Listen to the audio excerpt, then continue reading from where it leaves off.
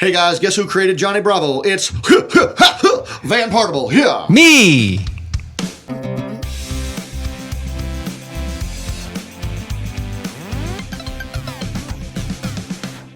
So what was the atmosphere like at the studio? Because you said like you just jumped onto Jungle Boy and then you jumped onto Johnny Bravo with Van. So like what was the collaboration like at the studio? It was like an extension of college. Oh yeah? It really was. That's great. It really was. Well, Seth MacFarlane was there too. And Seth and I Yeah. were both writers on Johnny Bravo. Yeah, remember how he came into the picture? I do. I'll never forget. Can I want to tell the story, or should I tell the story, or can we share the story? Okay, I'll tell it. I don't here's- know it, but- the germ that I remember was the Freddie Awards. The Freddie Awards. Yeah. What were the Freddie? Oh, the Fred Seibert Awards. No, the Fred Flintstone Awards. They gave them at UCLA and at RISD. And so we sat there. We were the judges because we were all the shorts directors. And so Well, we won. let me, before you go in, I know what you were going to say. I was really sitting in my office one day, and someone came in the door and went, "Hey, do you guys want to come judge some films right now? They want some of the directors to come down and judge these films." I went, "Okay." So I left my office with you Yeah. and I think a bunch of other people.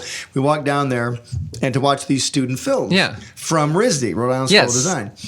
So all these films come on, and they're all terrible. Yes. There's like 8 of them that are horrible. No offense. No offense to anybody. They weren't really terrible as much as they were just moving things. They were boring and pretentious kind of. No, they were kind of like, some of them were kind of pretentious and like typical student film. We're naming no one, by the way. But then Seth's comes on. It was the last one.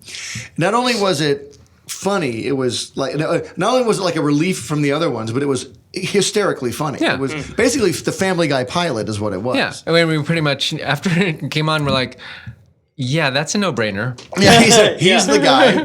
Yeah. It was called Larry and Steve. Yes. Yep. Oh yeah, that was the original Family Yeah, it was a Guy. guy. that's It was a right. guy and his dog, seen that. and Seth did all the voices. And then next thing I know, like 2 weeks later, Seth MacFarlane's in the Comes in. building. Yeah.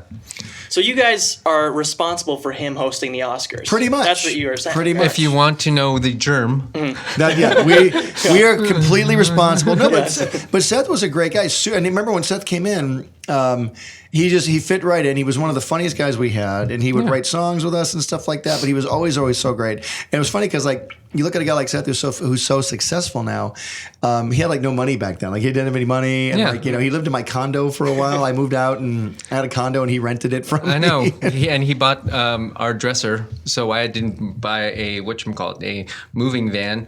Rent one, and so I put that in. This was really sad. It had a mirror in it, and I didn't know how to nail it down. So by the time I got there, the mirror had broken. It had fallen to the ground. I'm like, "Here, Seth. Here's your the broken dresser." mirror. That was very fun. So you gave him a broken dresser. I'm sure he thanks you tremendously for that. He didn't even know because I bet he still has Yeah, I'm sure he still has it. Yeah. He should have a museum of all of his old stuff that we gave him. Actually. Yes.